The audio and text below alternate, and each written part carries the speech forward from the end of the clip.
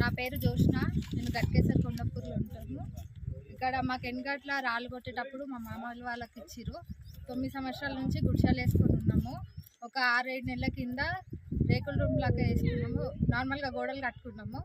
ఎవరు లేని టైం చూసి, పనిలో పోయిన టైం చూసి వచ్చి ఇల్లులు గుల్లగొట్టేసిరు. ఆగండి సార్ మీకు దండం పెడతాను కూడా వినలేదు. జేసీబీ మీదకించి అట్లనే తీసేసిరు. పిల్లల్ని పెట్టుకొని ఉన్నారు సరే, అందరి ఇల్లులు అట్లనే గుల్లగొట్టేసిరు. అప్పులు చేసి కట్టుకున్నాం సార్ ఒక్కొక్కరు. అందరు గరీబోళ్ళే ఉన్నారు, ఎవరు ఉన్నోళ్ళు లేరు. మీరు కాలు మొక్కారా? బతిలాడినాం సార్ చాలా.